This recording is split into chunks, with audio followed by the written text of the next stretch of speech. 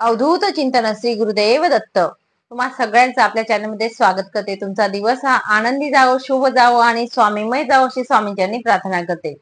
तर आजच्या व्हिडिओमध्ये आपण बघणार आहोत की बघा, आपली जी अष्टमी येणार आहे ती शुक्रवारी येत आहे आणि अष्टमीच्या दिवशी आपला जो दरवाजा असतो, मेन दरवाजा असतो पुढचा, तिथे आपल्याला एक वस्तू लावायची आहे। ती कोणती ते मी तुम्हाला सांगणार आहे। ती सिद्ध करूनच आपल्याला लावायची आहे, हे लक्षात घ्या। आणि त्यासाठी 2 दिवस अगोदर टाकते की तुम्हाला मिळतं का बघा। नाही मिळालं, केंद्र मठ जवळ असेल तर मठात आरामात मिळतात, नसेल तर त्यांना ऑर्डर करून द्या, फोन करून विचारा, फोन नंबर असेल तर, आणि अवेलेबल करून घ्या।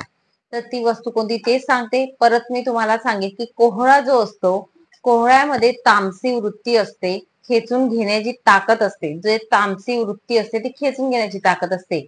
तर कोहळ्यापासून आपल्या घरामध्ये कोणता उपाय करावा हा अष्टमीच्या दिवशी तुम्हाला करायचा आहे। अष्टमीच्या दिवशी तुम्ही म्हणजे आपण हवन जो करणार आहे, हवन केल्यानंतर केला तरी देखील चालेल, या प्रकारे आपण करू शकतो। आणि तुम्हाला सांगेल की आपण जे पूर्णाचे दिवे असतात ते कधी लावावे, अष्टमीला की नवमीला ते सांगते। आणि पुढची एक सेवा आहे अजून लवंगांची, ती देखील या व्हिडिओमध्ये सांगून देते। चारही सेवा तुम्हाला व्यवस्थित सांगते आणि उपाय जो आहे कोहळ्याचा तो देखील सांगेल।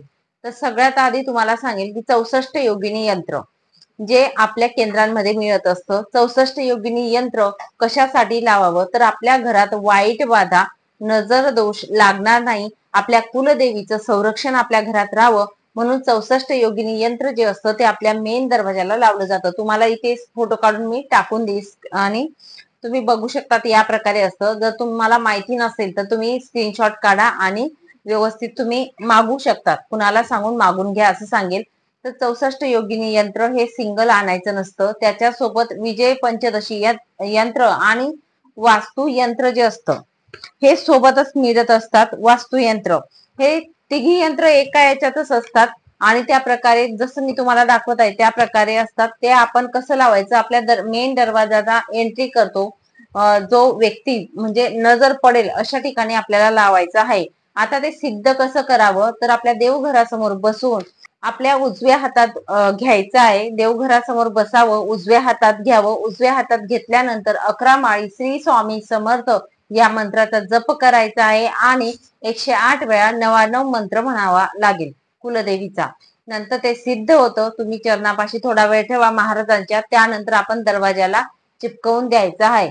आता तुम्ही नवीन आणलं तर ही सेवा तुम्हाला करावी लागेल। आता समजा तुमच्याकडे ऑलरेडी आहे, जुनं दरवाजाला लावलेलं आहे, तर ते मी रिटर्न लावू शकते का, तर अवश्य तुम्ही काढून घ्या आणि ते सिद्ध करून लावू शकतात। तुम्ही एक वेळा जरी स्वामी समर्थ महाराजांची माळ घेतली, जप माळ, तरी चालेल।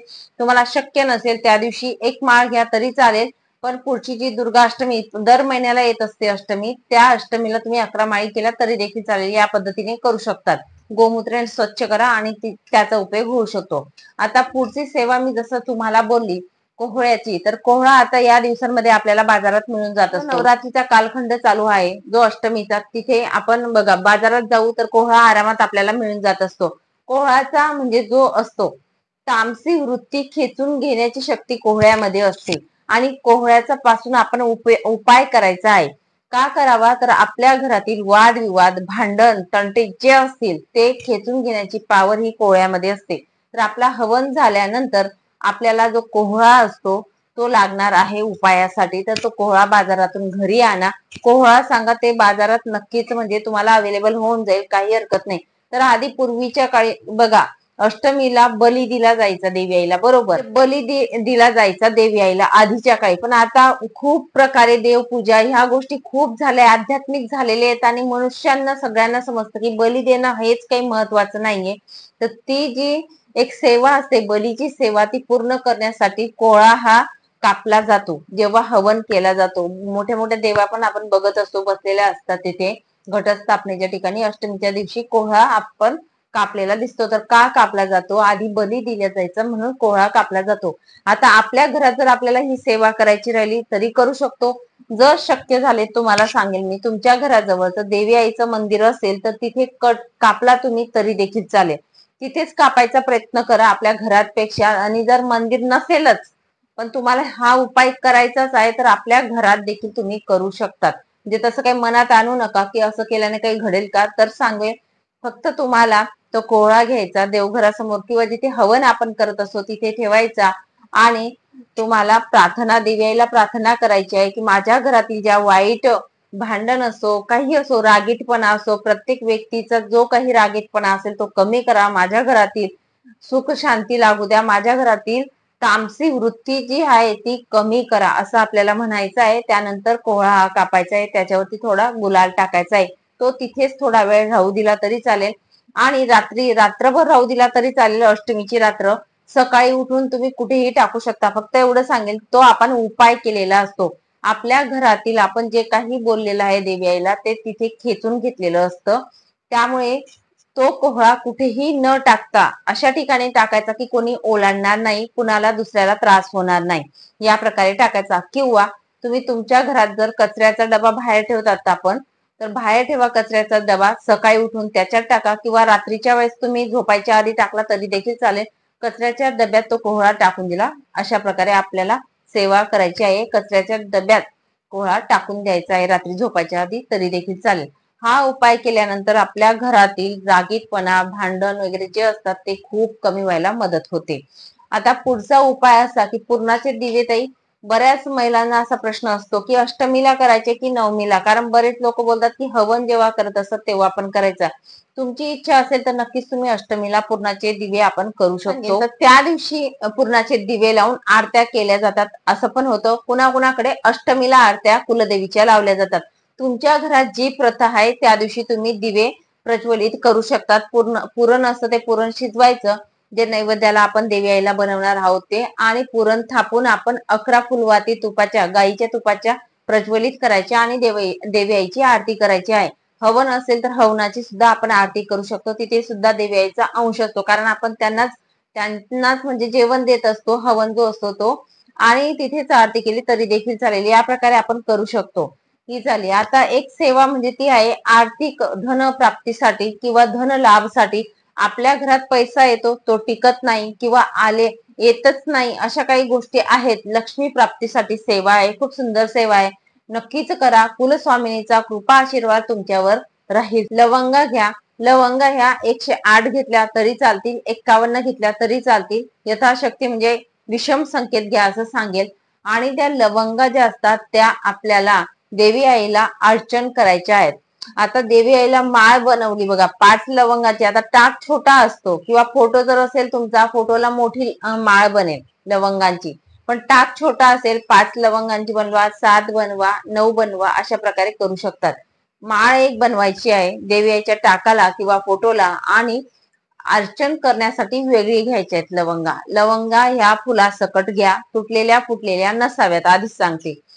ते घातल्यानंतर तुम्हाला सांगेल, एक लवंग आपल्या हातात घ्या आणि 99 मंत्र आपल्याला म्हणायचं आहे. ज्या प्रकारे आपण कुंकू अर्चन करत असतो बरोबर, त्या प्रकारे आपल्याला लवंग अर्चन करायचे आहेत. आता आपण हार घालणार आहोत देवी आईला लवंगाचा, तो वेगळा आणि अर्पण करणं वेगळं. आपण हार जो आहे तो अर्पण करणार आहे देवी आईला आणि अर्चन आपण लवंगा वेगळ्या करायच्या आहेत बरोबर. तर ओम ऐं ह्रीं क्लीं चामुंडाय विचे नमो नमः म्हणून आपल्याला एक लवंग देवी आईच्या जो टाक असेल किंवा फोटो असेल त्यांच्या चरणी अर्पण करायची. परत आपण मंत्र म्हणावा, नमो नमः म्हणायचं आणि परत अर्पण करायची. या पद्धतीने यथाशक्ती तुम्ही जर 108 केल्या तर अतिउत्तम, 51, 21 अशा पद्धतीने लवंगा या अर्चन करायच्या आहेत फोटोला किंवा टाकाला. हा म्हणजे अभिषेक करणं. लवंग असा पदार्थ आहे किंवा अशी वस्तू आहे, देवी आईची आवडती वस्तू आहे, नक्कीच अर्पण करा. त्यांना ही सेवा खूप आवडत असते, म्हणून सांगेल ही सेवा करा.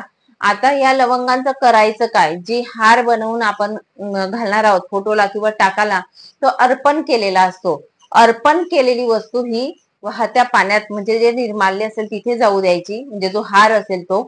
आणि ज्या लवंगा अर्चन केलेल्या असतात आपण देवी आईला अभिषेक करून, ज्या मंत्रून घेतो आपण, त्या लवंगा आपण एका डब्बीत भरून ठेवा आणि त्या लवंगा आपल्या घरातील कुणी असू द्या सगळ्यांनी एक एक करून खाऊन घ्यायच्या आहेत तरी चालतील. फक्त सांगेल, गोड पदार्थ म्हणजे आता भात वगैरे आपण बनवत आहोत त्याच्यात टाकायला चालतील, पण मसाले भाजी किंवा मसाले पदार्थ बनवत आहोत त्यामध्ये तुम्ही टाकू नका. तुम्ही जेवणानंतर खाऊ शकतात. एक लवंग एक एक करून अशा संपवायच्या, सगळ्यांनी संपवल्या तरी चालतील, काही हरकत नाही. तर या पद्धतीने संपवायचे आहेत, पण मसाल्याच्या पदार्थांमध्ये टाकू नका, परत मी सांगेन तुम्हाला. तर ही पण एक सेवा खूप सुंदर सेवा आहे. कुलदेवीचा नक्कीच कृपाशीर्वाद आपल्याला लागत असतो, म्हणून या छोट्या छोट्या ज्या सेवा आहेत ना त्या नक्की करायला शिका. आणि तुम्हाला जर अडचण असेल, आर्थिक प्रॉब्लेम असेल, तर नक्कीच ही सेवा करा असं सांगेन. तर मग सांगितलेली सेवा जी ती कुलदेवीच्या चरणी अर्पण करते आणि इथेच विराम घेते. नंतर अजून भेटेल पुढच्या व्हिडिओमध्ये नवीन माहिती सोबत, नवीन विषयासोबत. माहिती आवडली असेल तर नक्कीच लाईक करा, शेअर करा आणि सबस्क्राईब करा, जेणेकरून येणारा प्रत्येक व्हिडिओ हा तुमच्यापर्यंत येईल, म्हणून सबस्क्राईब करायला विसरू नका.